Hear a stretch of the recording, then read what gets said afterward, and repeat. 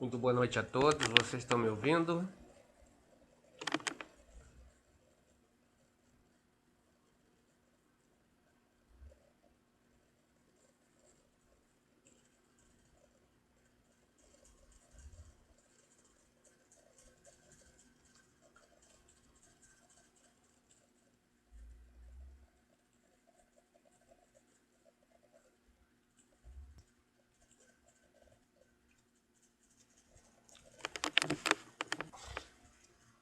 Muito bem, então nós vamos assistir ao vídeo texto sobre o tema 8 e também ao vídeo imagem sobre este tema. Sejam todos bem-vindos a mais esta conferência do nosso curso de Gnose da AGSAL, Associação Gnóstica Samael A1BO. Nós estamos hoje no dia 13 de janeiro de 2013, onde todos aqui estamos com um propósito bem definido de assistirmos conjuntamente a mais esta conferência. É uma conferência muito importante, é uma conferência. O primeiro fator de revolução da consciência e fala sobre a psicologia evolucionária. Melhorou o som aí para todos?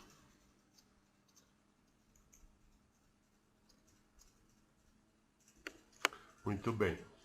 Então, falando de psicologia revolucionária, nós temos que estabelecer uma diferença muito grande Todos os estudantes acerca das psicologias. Nós temos a psicologia convencional, acadêmica, né, nos seus diversos ramos, psicologia clínica, psicologia de processo, psicologia de direito, né, usada em fora, etc. Psicologia do trabalho, psicologia da família. E então esta é a psicologia epistêmica, do conhecimento epistêmico. E temos a psicologia revolucionária, que é a psicologia gnóstica, vamos dizer assim, a psicologia profunda, psicologia revolucionária ou psicologia profunda, ou ainda podemos chamar também de psicognose, né? Essa psicologia, já que houve uma pergunta aí sobre o Freud, né?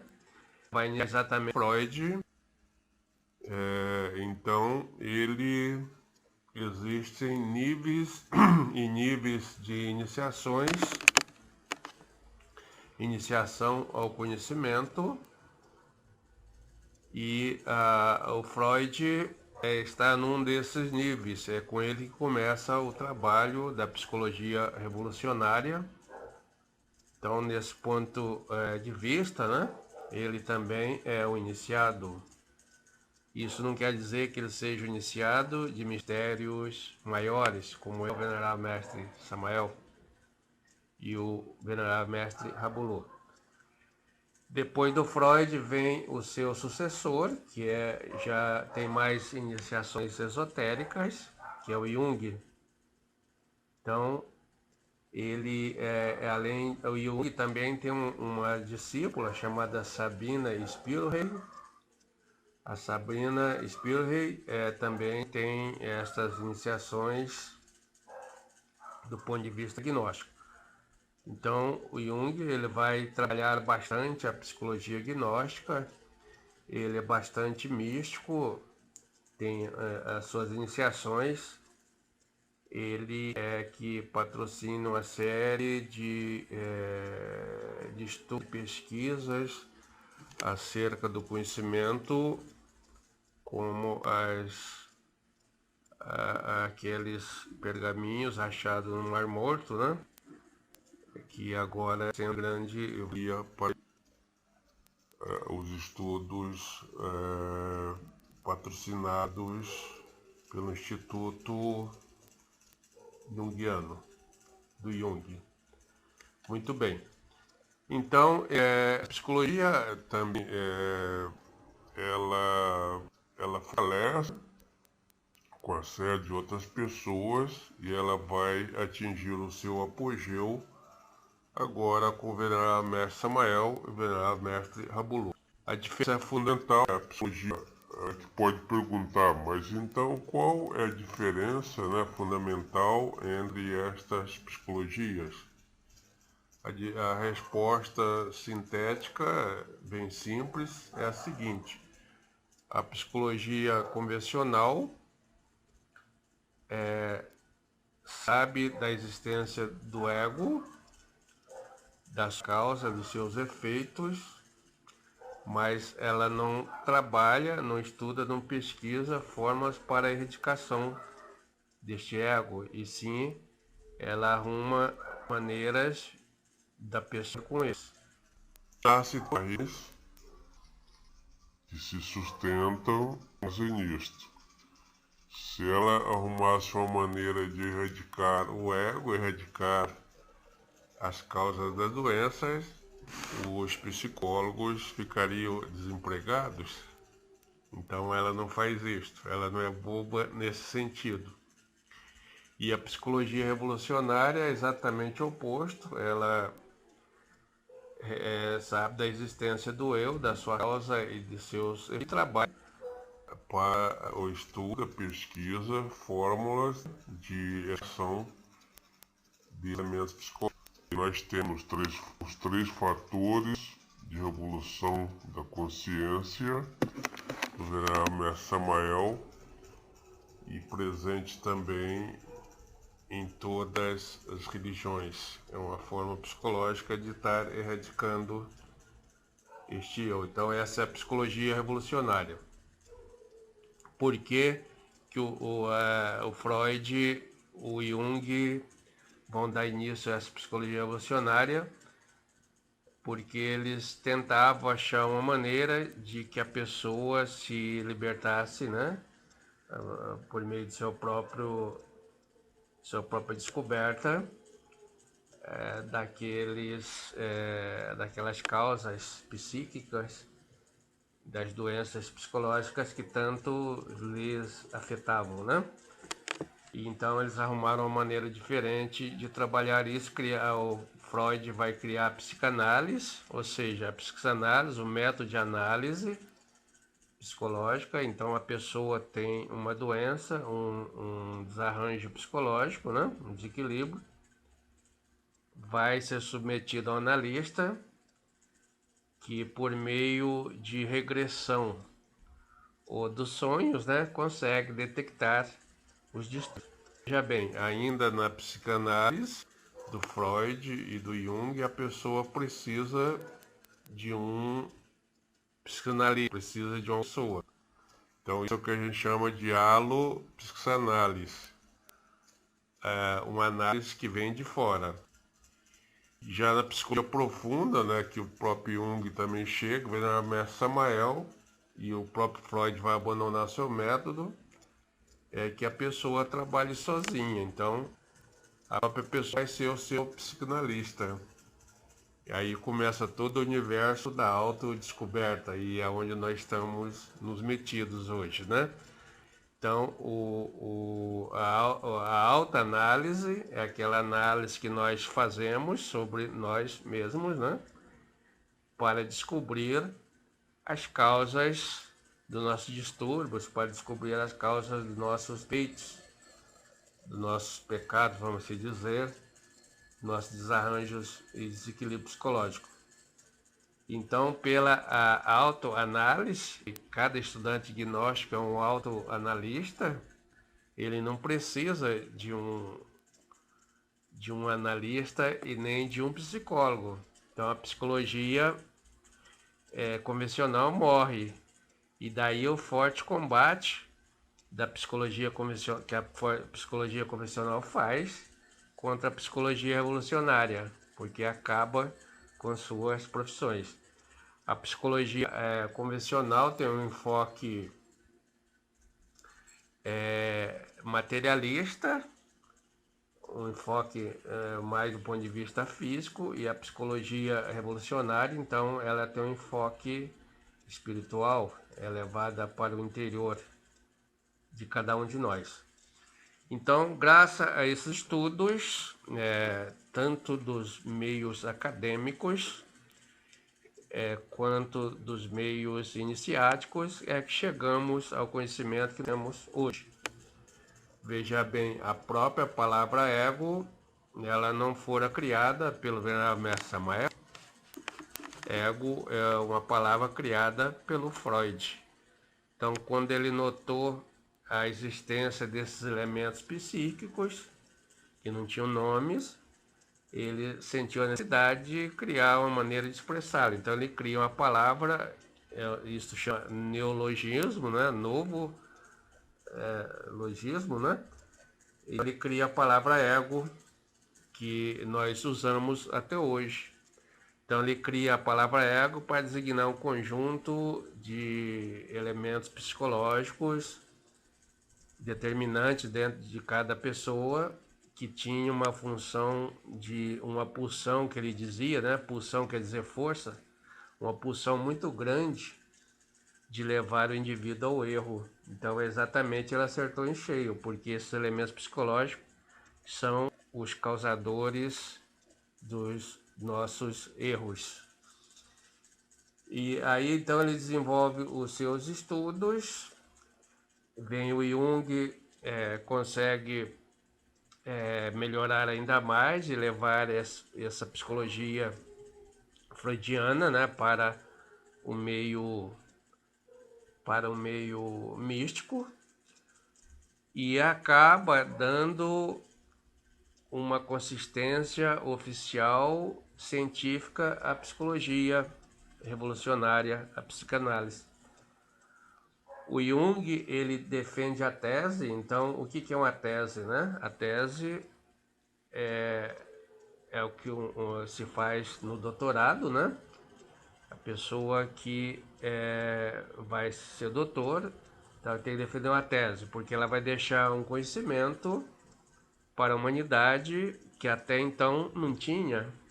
Para isso, ela tem que defender a tese, que é o tipo uma dissertação de mestrado, é tipo, em sentido mais elevado, tipo um TCC que nós fazemos hoje, né, nos nossos cursos, vocês sabem disso. Então, ao terminar o curso, nós fazemos uma monografia, né? Monografia quer dizer escrita de um mono, só de um, né? De uma maneira. E temos que expor muitos TCCs oralmente, esta monografia. Durante a minha vida profissional, eu fui professor de TCC há alguns anos no curso de magistério, e lamentavelmente a gente viu se reprovar muitos alunos. Vi aluno reprovar em curso de medicina, em curso de direito, que me davam uma pena muito grande de ver a pessoa estudar em medicina 5 anos, né, 6 anos, direito também, e chega lá no TCC, na hora de fazer a dissertação, a pessoa não tinha essa condição de falar em público, né, de expor a sua ideia, de fazer a oralidade em público, como nós falamos no nosso fogueiros, né? Então, a gnose ajustou bastante a mim nesse ponto, que eu pude ser um professor lá e ajudar muita gente. Então, eu treinava os meus alunos durante o ano todo, ensinando para eles a maneira de se expressar em público e ensinando para eles quais eram os elementos, né, psicológicos que travavam essa apresentação. E então a gente passava o ano todo treinando, às vezes chegava no dia do TCC, às vezes tudo falhava, né? Mas muitos se beneficiaram disso. Então é assim que acontece. Chega lá na hora, a pessoa tem um travamento muito grande devido à quantidade enorme de elementos psicológicos que tem dentro de si, que lá a gente abriu uma sessão para observação, a gente fazia concentração para que a pessoa acabasse se descobrindo. Então, na realidade, são elementos, né, psicológicos da autoconsideração. Uma autoconsideração demasiada em que leva a pessoa a ter medo de errar, de se expor ao erro e sofrer julgamento de quem está assistindo. Então, isto é autoconsideração. Então, falava para ele, se a gente não tem esse elemento de autoconsideração, você vem aqui na frente, né, onde nós estávamos lá, geralmente tinha um data show, e você, se errar, fala, ó, se você me desculpe, né, pelo erro que eu fiz, pela vergonha que eu passei, e leva o pessoal à brincadeira, mas como a autoconsideração é muito grande, não deixa você fazer isso, não trava tudo, né?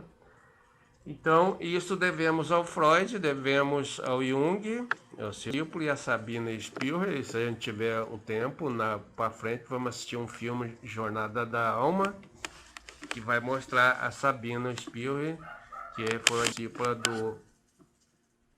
que se tornou amante, né, do Freud e foi uma discípula dele. O filme mostra bem isto. Bom, então falamos assim de aspectos gerais da psicologia convencional e da psicologia revolucionária. Para nós, o que interessa é a psicologia revolucionária. E no momento que nós somos privilegiados, que não precisamos nem saber nada disso que nós estamos falando aqui. Basta dizer que quem deu um tom qualitativo, prático a tudo isto, na sua psicologia profunda, extraordinária, vê o venerável mestre Rabulu, que não é analfabeto, né?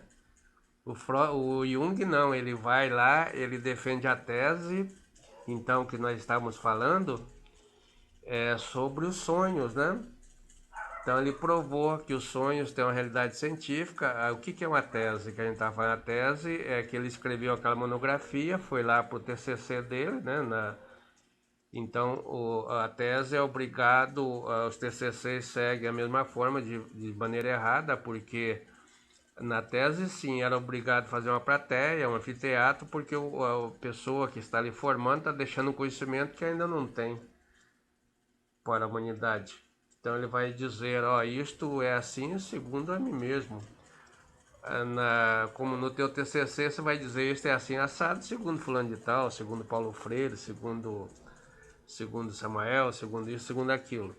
Na dissertação também é a mesma coisa. Agora na tese de mestrado não, é algo que você está acrescentando, conhecimento teu, é novo, né? Então é preciso trazer o povo para assistir. Já no TCC de graduação e de mestrado não precisava trazer ninguém para assistir. As pessoas fazem erradamente, fora da lei, inclusive, e prejudica muito pessoas que acabam, às vezes, nem pela dificuldade de expressar em público. Bom, na sequência, então, o que é o ego, né? Então, já definida pelo Freud, mas todos nós sabemos aqui uma série de coisas sobre o ego. O importante é nós sabermos de uma forma prática, né? O que ele é dentro da gente, né? Como que ele age, como trabalhamos para que ele não haja, né? Então nós temos a morte, né? A morte contínua. A morte contínua a gente vê nas outras conferências que vão ter várias etapas, né? Uma de trabalhar esses agregados, o conjunto desses agregados é que chama de ego, né? Antes que eles adentrem dentro do palco da nossa mente. Então, dentro de nós há bilhões de partículas o que é o nosso eu. Cada uma tem uma vida própria, tem um cérebro próprio, tem um pensamento próprio, tem um esquema próprio e quer agir segundo o seu perfil. Só que para agir precisa do palco da nossa mente. E dentro do palco só pode atuar um por vez. Então há uma briga entre eles, nossa psique, pela supremacia, para comanda entrar nesse palco, que só dá para entrar um por vez. Então, se houver uma maneira de nós impedirmos que esses agentes egóicos, né, esses eus componendo o RH dentro do nosso palco, antes, né, deles entrarem, a gente vai impedir que eles entrem e exerçam o seu papel. Entram e exerçam o seu papel dentro da nossa mente. Então, isto é uma técnica, um dispositivo, uma ferramenta que nós temos, chamando morte antecipada, ou morte preventiva.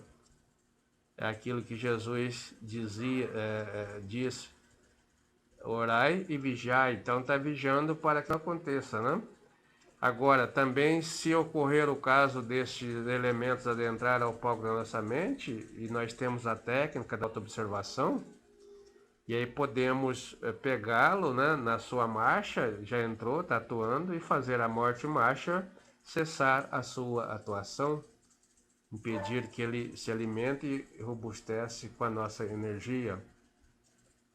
Se perdermos ainda e todas essas duas oportunidades anteriores, temos a outra que é de mais tarde em casa, né, fazer a morte postergada, já no tempo pretérito, né, de atuação desse eu. Então são maneiras de impedir a sua atuação. Isso nós estamos falando em termos de energia. Então dentro de nós tem dois tipos de energias, né? Tem a energia original, que é Deus dentro de nós, que é a essência, uma partícula divina, essência. E essa partícula divina, ela nasce conosco, ela vem íntegra, né? Nós nascemos com ela em 3% livre. 97% ela já fica presa ao ego. Então, tem uma energia lá dentro de nós que prende a essência e não deixa esta essência atuar. Essa energia é o ego. Então, seria, por exemplo, assim, imagine uma lâmpada que ela está passando 100% de luz, ela está recebendo da fonte e emitindo 100%. E aí você pinta a metade da lâmpada de preto, ela vai receber da fonte 100%, mas só emite 50%. A outra parte dela está pintada, preto não passa luz. E aí você continua pintando, deixa só 3% dela. Então ela está recebendo toda a energia da fonte, mas só está passando 3% de energia. Então é assim que nós estamos, de toda a nossa energia essencial que nós recebemos originalmente, nós temos só 3% atuando dentro de nós. Então esses 3% que estão atuando são responsáveis pela formação das nossas virtudes, das nossas qualidades. Então tudo que tem dentro de nós de virtude, de qualidade, é algo gerado pela essência. A virtude vem de Deus, emana do Criador, é divina, então por isso são chamadas de virtudes. Então entre essas virtudes tem os valores, que são virtudes, né? A amizade, a solidariedade, a compaixão, a solidariedade, etc, etc. E a mais alta a paz, né? E a mais alta a liberdade, a felicidade, a mais alta virtude, forma de virtude, que é o amor. Então são componentes produzidos pela essência. Se nós temos só 3% de essência livre, então nós temos a capacidade de produzir tão somente 3% de virtudes, que é muito pouco. Então nós temos somente 3% de amor. E se esses 3% estiverem livres, a gente vai ver que isso não é mais possível. Por isso Cristo diz, amai-vos uns aos outros como eu vos amei. Ele tinha 100% se expressando, então ele nos amava com 100% de amor. E sabia que nós não, porque temos essa capacidade enfrascada. Então ele está dizendo assim, ó, ame você ao teu próximo, ame você aos seres vivos, a natureza e o cosmos, como eu amo, ou seja, com 100% de amor, eu tenho 100% de livre. E desperta. É isso que ele estava dizendo. Bem, então, resumindo, nós temos essência, 100% de essência. É isso que nós herdamos, trazemos lá do absoluto. A partícula da mona entra com 100%. Então, é chegar aqui onde estamos hoje. Chegar no reino humano. Esse 100% de essência, 3 está livre, produzindo as virtudes, e 97 está aprisionado pelo ego, então produzindo os defeitos. Então, por isso que o Freud vai dizer, o ego é uma grande pulsão ao erro, ao defeito. É muito grande a quantidade de energia presa que nós temos da essência, né? Que não pode funcionar, 97%. Então nós temos uma propulsão muito grande a produzir defeitos, a produzir erros. E este ego, né, robusteceu muito na humanidade atual. Por isso a ira está à flor da pele, a luxúria super robustecida, a gula e todos os defeitos, pecados capitais. Então, desses 97 que estão presas, essência presa, é que vamos fazer nosso trabalho, que nós vamos ver no nosso curso, daqui para frente. Então, cada vez que a gente pega um eu, que ele tem dentro dele um pouco de essência presa, ele tem ali um pouco de virtude impedida de ser virtude. A gente libera, então nasce para as virtudes com a morte desse defeito que o eu expressava. Então, o conjunto desses todos eus é o ego. Então, essa essência que nós trabalhamos, a essência presa, aprisionada, 97, o pouquinho que a gente liberta se torna a essência libertada, né? Ou liberta, como chamada pelo venerável mestre Samael, de essência primígena, ou seja, a primeira essência resultante do nosso trabalho de morte. E esse percentualzinho de essência, juntado a outro percentual resultante do trabalho de morte, vai nascer em nós o que nós chamamos de embrião áureo de alma, né? E assim é que vai nascendo a nossa alma. Então, alma significa consciência. Então, já vimos o que é ego, o que é essência, e vamos ver o que é consciência, né? Então, somente o ego e a essência dentro de nós seria uma bagunça terrível, né?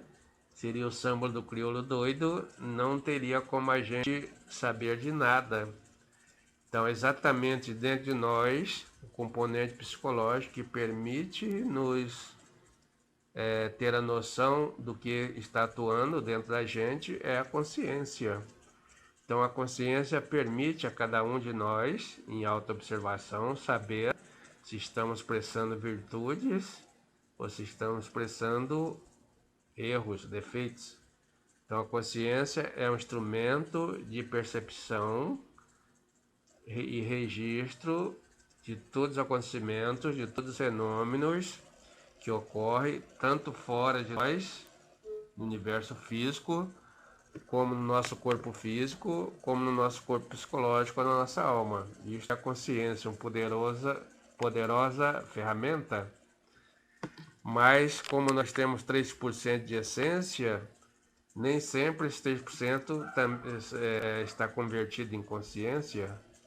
A humanidade em geral não tem 3% de consciência, isso é um erro. A humanidade tem, em média, 3% de essência livre, né?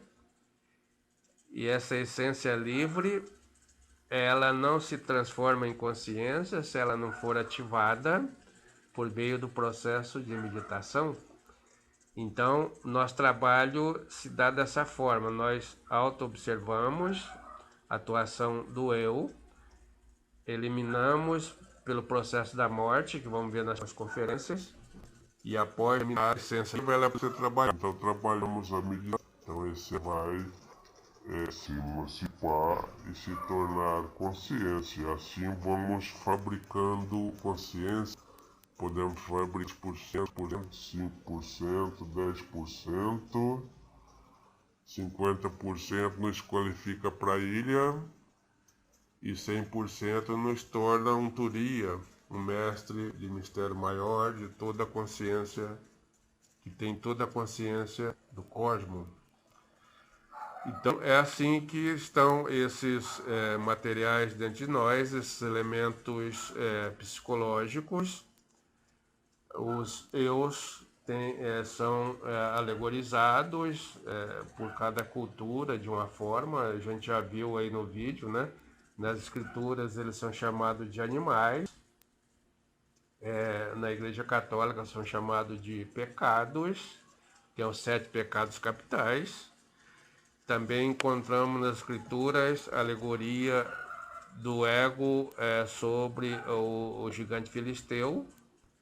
E a essência é o Davi. Veja que o Davi é bem pequenininho e consegue, de uma maneira acertada, matar o gigante filisteu, que é o ego. Então, o que nós temos pequenininho de nós, a essência, se bem trabalhada, ela consegue matar o eu. E, ao contrário, também temos o Caim mata o Abel. Então, o Caim é o ego, Abel é a essência. Então, se não trabalharmos esse percentual de essência livre, ela vai sendo fagocitada pelo ego e podemos chegar a uma icase, ou seja, sem consciência nenhuma, 0% tudo funcionando de essência, não funciona, né? 0%. Então, Caim mata Abel. Isto lá na escritura está dentro de nós. E a grande batalha que refere às escrituras que nós temos que efetuar não é lá fora, né? Como pensam as pessoas, com exércitos, poderosos exércitos, generais, cabos, soldados, sargentos, capitães, majores, etc. Essa grande batalha é aqui dentro de nós, aqui e agora.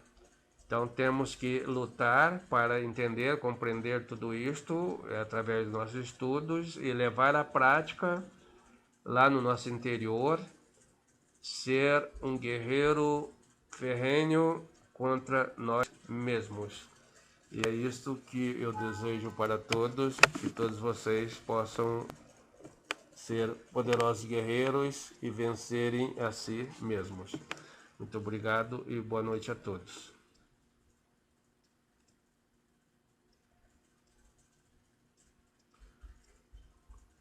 Se houver alguma pergunta, deixa eu ver aqui. Como não há nenhuma pergunta, a gente vai estar passando para as partes seguintes da nossa programação.